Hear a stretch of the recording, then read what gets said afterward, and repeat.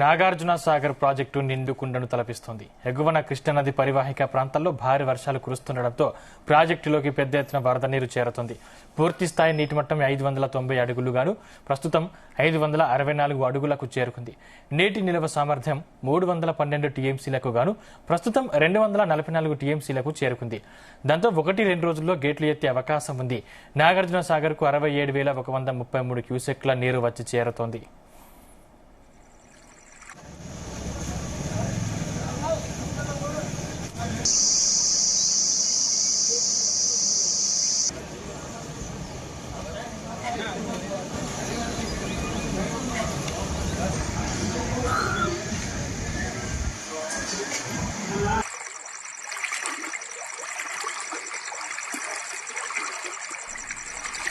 Right, ఈ అంశానికి సంబంధించిన మరింత పూర్తి సమాచారం మా ప్రతినిధి జానయ్య అందిస్తారు. జానయ్య. సందీప్, కృష్ణా బేసిన్ కు సంబంధించి ఎగువ ప్రాంతాల్లో కురుస్తున్నటువంటి భారీ వర్షాల నేపథ్యంలో ఇప్పటికే ఎగువన ఉన్నటువంటి కృష్ణా బేసిన్ కు సంబంధించి ఎగువన ఉన్నటువంటి ప్రాజెక్టులన్నీ కూడా నిండుకుండను తలపిస్తున్న పరిస్థితి ఉంది. దీంతో పాటు పైనుంచి వస్తున్నటువంటి వరద నేపథ్యంలో ఇటు ఆల్మట్టి నుంచి దాదాపుగా శ్రీశైలం వరకు కూడా పూర్తి స్థాయి నీటి మట్టానికి ప్రాజెక్టులన్నీ కూడా చేరుకోవడంతో దిగువకు నీటిని విడుదల చేస్తున్నారు. అయితే శ్రీశైలం ప్రాజెక్టు నుంచి గత వారం రోజుల క్రితం వరకు కూడా శ్రీశైలం ప్రాజెక్టుకు నుంచి నాగార్జున సాగర్ ప్రాజెక్టుకి 150,000 క్యూసెక్ల వరకు నీటిని విడుదల చేయడం జరిగింది. స్పిల్ వే ద్వారా 4 గేట్లను ఎత్తి వారం రోజుల పాటు 4 గేట్లను ఎత్తి 160,000 వరకు క్యూసెక్ల వరకు నీటిని విడుదల చేయడం జరిగింది. దీంతో డెడ్ స్టోరేజ్ 511 అడుగుల నీటి మట్టం ఉన్నటువంటి నాగార్జున సాగర్ ప్రాజెక్టు 15 రోజులుగా వస్తున్నటువంటి వరదతోటి, శ్రీశైలం నుంచి వస్తున్నటువంటి వరదతోటి క్రమక్రమంగా నీటి మట్టం పెరుగుతూ రావడం జరిగింది. ప్రస్తుతం 590 అడుగులకు గాను ప్రస్తుతం 564.50 అడుగులకి నీటి మట్టం చేరుకుంది. దీంతో పాటు ఇటు నీటి నిల్వ సామర్థ్యం కూడా 312 టీఎంసీలకు గాను ప్రస్తుతం 244 టీఎంసీలకు కూడా నీటి సామర్థ్యం చేరుకోవడం జరిగింది. అయితే గత ఏడాది కూడా ఇటు శ్రీశైలం ప్రాజెక్టు నుంచి నాగార్జున సాగర్ ప్రాజెక్టుకి ఆగస్టు నెలలో అంటే జూలై 29న శ్రీశైలం గేట్లు గత ఏడాది ఎత్తడం జరిగింది.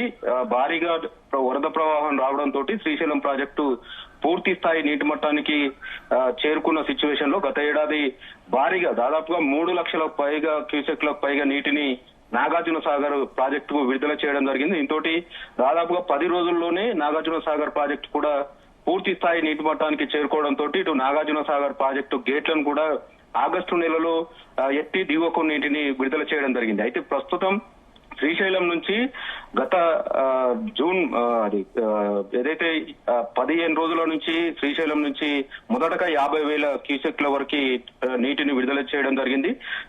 జూరాల నుంచి కావచ్చు, తుంగభద్ర నుంచి శ్రీశైలం ప్రాజెక్టుకి భారీ మొత్తంలో వరద ప్రవాహం వస్తున్న నేపథ్యంలో గేట్లను ఎత్తి కూడా దిగువకు నీటిని విడుదల చేయడం జరిగింది. ప్రస్తుతం శ్రీశైలం ప్రాజెక్టు కూడా 885 అడుగులకు గాను ప్రస్తుతం 881.40 అడుగులకు నీటి మట్టం కొనసాగుతుంది. ఇటు శ్రీశైలం ప్రాజెక్టుకి జూరాల నుంచి నిన్న జూరాల గేట్లు ఎత్తి దిగువకు శ్రీశైలం ప్రాజెక్టుకి నీటిని దాదాపు 1,50,000 క్యూసెక్ల వరకు నీటిని విడుదల చేస్తుండటంతో శ్రీశైలం ప్రాజెక్టు కూడా 885కు సమీపంలోకి వచ్చే నేపథ్యంలోనే ఇటు సాగర్ కూడా ఈ రోజు కానీ రేపు ఉదయం వరకు కానీ శ్రీశైలం గేట్లను ఎత్తే అవకాశం ఉన్నట్టుగా కూడా సమాచారం అందుతుంది. దీంతో పాటు ఇటు శ్రీశైలం గేట్లను ఎత్తి 1,00,000 పైగా క్యూసెక్ల వరద ప్రవాహం నాగార్జున సాగర్ కు వస్తే మాత్రం 2-3 రోజుల్లోనే నాగార్జున సాగర్ ప్రాజెక్టు కూడా పూర్తి స్థాయి నీటి మట్టానికి చేరుకునే అవకాశం ఉంది. ఇటు పూర్తి స్థాయి నీటి మట్టానికి చేరుకుంటే ఇటు గేట్లను ఎత్తి సాగర్ గేట్లను ఎత్తి కూడా దిగువకు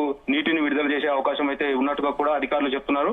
ప్రస్తుతం 590 అడుగులకు గాను 565 అడుగులకు చేరుకోవడంతో మరో 25 అడుగుల మేర నీటి ప్రవాహం వస్తే మాత్రం ఖచ్చితంగా నాగార్జున సాగర్ ప్రాజెక్టు గేట్లను ఎత్తే అవకాశం ఉన్నట్టుగా కూడా అధికారులు చెప్తున్నారు. ఇక మరోవైపు ప్రాజెక్టుకు వరద ప్రవాహం కొనసాగుతున్న నేపథ్యంలో 2 తెలుగు రాష్ట్రాలకు సంబంధించి కుడి ఎడమ కాల్వల ద్వారా సాగునీటికి విడుదల చేసే అవకాశం ఉన్న నేపథ్యంలో ముందస్తుగానే ఎప్పుడైనా కూడా ఖరీఫ్ సీజన్ లో ఆగస్టు నెలలో ఈ కుడి ఎడమ కాలువలకి నీటిని విడుదల చేస్తారు. కానీ ఈసారి ఈ సీజన్ లో మాత్రం ముందస్తుగానే నాగార్జున సాగర్ ప్రాజెక్టుకు వరద ప్రవాహం వచ్చిన నేపథ్యం, ఇటు 570 అడుగులకు సమీపంలో ఉన్న సిచ్యువేషన్ ఉన్న నేపథ్యంలో సాగర్ ప్రాజెక్టుకు సంబంధించి కుడి ఎడమ కాలువలకు నీటిని విడుదల చేయాలనేది రైతులు కోరుతున్న సిచ్యువేషన్ ఉంది. ఎందుకంటే ముందస్తుగానే ప్రాజెక్టుకు నీరు వచ్చిన నేపథ్యంలో ఇప్పటికే నార్మల్ను సిద్ధం చేసుకున్న రైతులు నీటిని విడుదల చేస్తే సాగును చేసుకునే అవకాశం ఉంది కాబట్టి ముందస్తుగానే విడుదల చేయాలనేది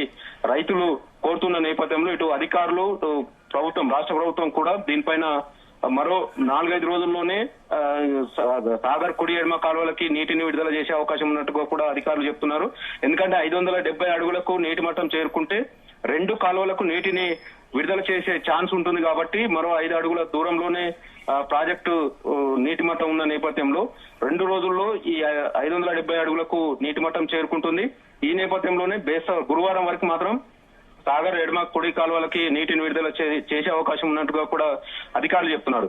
ఇక నాగార్జున సాగర్ ప్రాజెక్టు డ్యామ్ విషయంలో ఇటు ఏదైతే క్రస్ట్ గేట్లకు సంబంధించినటువంటి స్పిల్వే పైన కూడా భారీగా గుంతలు ఏర్పడడం జరిగింది. దాదాపుగా 4 ఏళ్లుగా కూడా ఆ గుంతల సంబంధించి పూడ్పే ప్రయత్నం కానీ ఇటు మరమ్మతులు చేసే విషయంలో డబ్బులు వృధా అవుతున్నాయి తప్ప ఇటు దాదాపుగా 26 గేట్లు ఉన్న నాగార్జున సాగర్ ప్రాజెక్టులో దాదాపుగా 24 గేట్ల స్పిల్వే పైన కూడా అన్ని కూడా పెద్ద పెద్ద గోయిలు పడి ఉండడం వల్ల ప్రాజెక్టు కూడా ప్రమాదం ఉన్నదనేది కూడా ఇటు అధికారులు ఇప్పటికే రిపోర్ట్ కూడా ఇచ్చిన నేపథ్యంలో మరమ్మతులు చేసినట్టుగా కూడా చెప్తున్నప్పటికీ ఇటు వరద ప్రవాహం ఎక్కువ వస్తున్న నేపథ్యంలో గేట్లను ఎత్తడం వల్ల ఆ వరద ప్రవాహం ఆ స్పిల్వే పై నుంచి వెళ్తున్న నేపథ్యంలో గుంతలు మళ్ళీ పెద్దగా అయ్యే అవకాశం ఉన్న నేపథ్యంలో డ్యామ్ కూడా ప్రమాదం ఉన్నదనేది మాత్రం ఇటు ఆందోళన వ్యక్తమవుతుంది. మరోవైపు ఇటు స్పిల్వేకి సంబంధించినటువంటి గేట్లు ఏవైతే ఉంటాయో వాటికి మే నెలలో రబ్బరు సీలింగ్ కానీ ఇటు గ్రీసింగ్ కానీ ఇవి చేసినప్పటికీ కూడా ప్రస్తుతం 8, 10, 12, 23, 24 గేట్ల నుంచి ఈ గేట్లకు సంబంధించి ఇప్పటికే భారీగా లీకేజ్ ఏదైతే ప్రాజెక్టు సంబంధించి లీకేజ్ అవుతున్న నేపథ్యంలో దాదాపుగా రోజుకు 70 నుంచి 100 క్యూసెక్ల వరకు ఈ లీకేజ్ ద్వారా కిందికి వెళ్తున్నట్టుగా కూడా అధికారులు ఒక అంచనాకు రావడం జరిగింది. కానీ ఆ లీకేజ్ ని అరికట్టేందుకు సరైన మరమ్మతులు చేయలేదనే ఆరోపణలు కూడా ఉన్నాయనేది మాత్రం చెప్పొచ్చు. ఎందుకంటే మే నెలలోనే ఈ రబ్బర్ స్టాంపింగ్ కానీ గ్రీసింగ్ కానీ క్రస్ట్ గేట్లకు చేసినప్పటికీ ప్రస్తుతం 546 అడుగులకు చేరుకున్న క్రమంలో నాగార్జున సాగర్ ప్రాజెక్టుకు క్రస్ట్ గేట్లకు వాటర్ ప్రవాహం తగులుతుంది. ఈ నేపథ్యంలో 546 అడుగులు స్థాయి నుంచి ప్రస్తుతం 564 అడుగులకు చేరుకున్న నేపథ్యంలో గత వారం రోజుల నుంచి కూడా ఈ లీకేజీ అనేది కొనసాగుతున్న నేపథ్యంలో వృధాగా దాదాపుగా 1000 క్యూసెక్లకు పైగా ఈ వారం రోజుల్లోనే వెళ్ళిందనేది కూడా అధికారుల లెక్కల ప్రకారం తెలుస్తుంది. దీనికి సంబంధించి సరైన మరమ్మతులు చేయలేదనే ఆరోపణలు కూడా వినిపిస్తున్నాయి.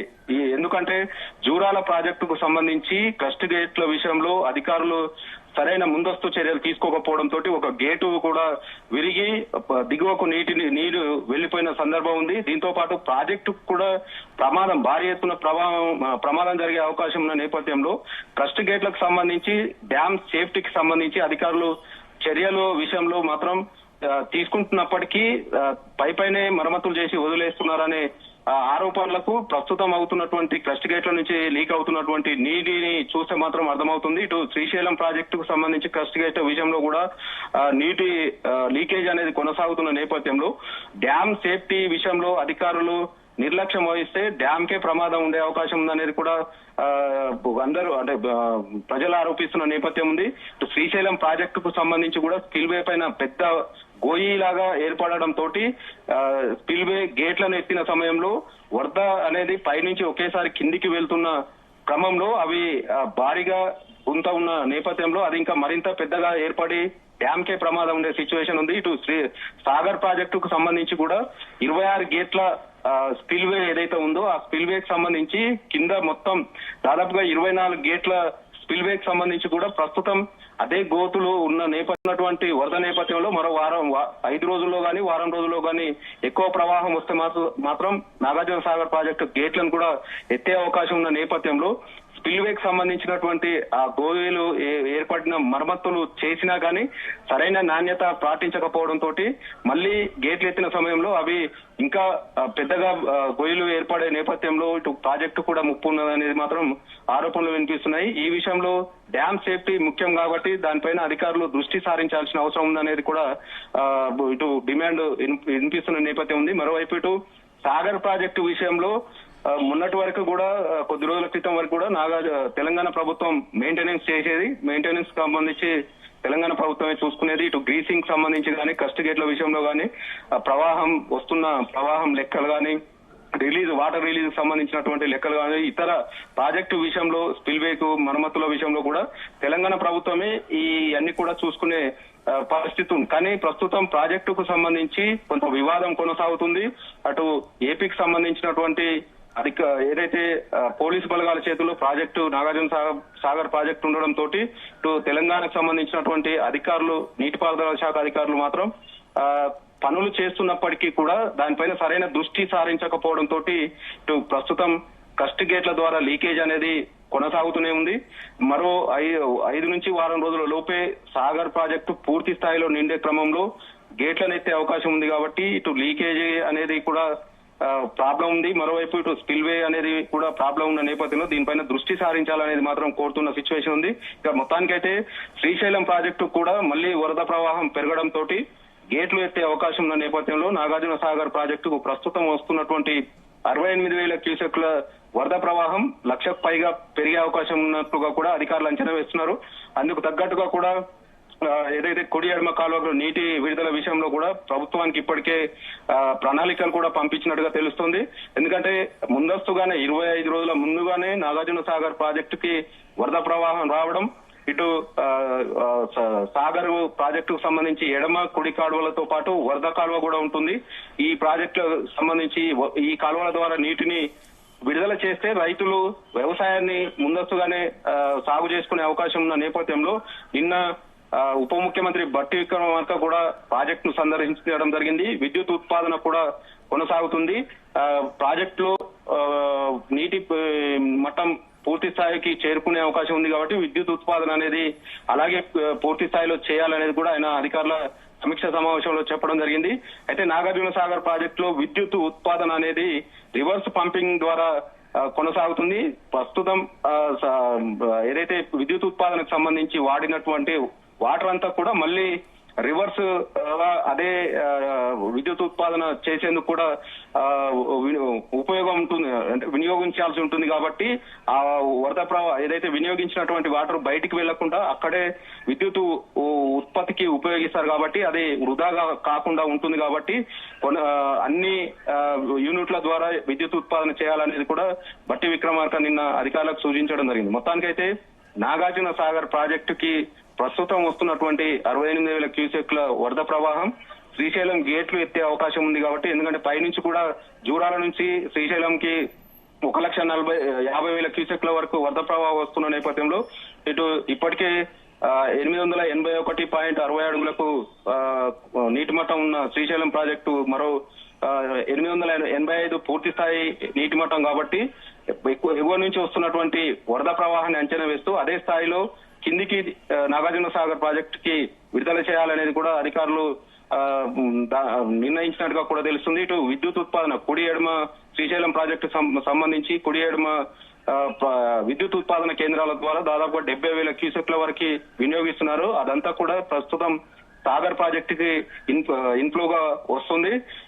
స్పిల్వే ద్వారా గేట్లు ఎత్తే అవకాశం ఉన్న నేపథ్యంలో సాగర్ కూడా మరింత వరద ప్రవాహం పెరిగే అవకాశం ఉన్న నేపథ్యంలో ఇటు 4-5 రోజుల్లోనే సాగర్ ప్రాజెక్టు పూర్తి స్థాయి నీటి మట్టానికి చేరుకునే అవకాశం ఉందనేది కూడా అధికారులు అంచనా వేస్తున్నారు. ఈ నేపథ్యంలో ఇటు గేట్ల విషయానికి సంబంధించి కూడా ట్రయల్ రన్ కూడా గతంలోనే నిర్వహించడం జరిగింది. అయినా కూడా లీకేజ్ అయితే కొనసాగుతుంది.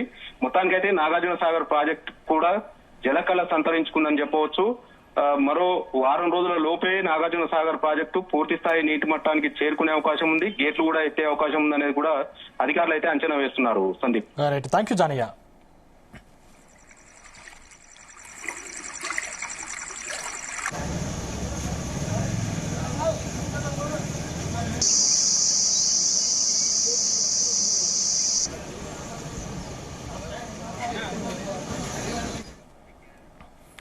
భారీ వర్షాలకు జంట జలాశయాలైన గండిపేట హిమాయత్ సాగర్లు నిండుకుండలా మారాయి.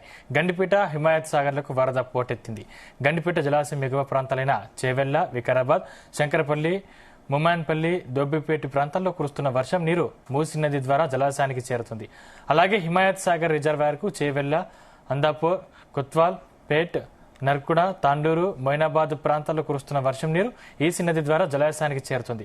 గండిపేటకు ప్రస్తుతం 1250 క్యూసెక్ల నీరు వస్తుండగా హిమాయత్ సాగర్ కు 1600 క్యూసెక్ల వరద వచ్చి చేరుతుంది. జలాశయాలు పూర్తిస్థాయి నీటి మట్టానికి చేరుతుండటంతో జలమండలి అధికారులు అప్రమత్తమయ్యారు.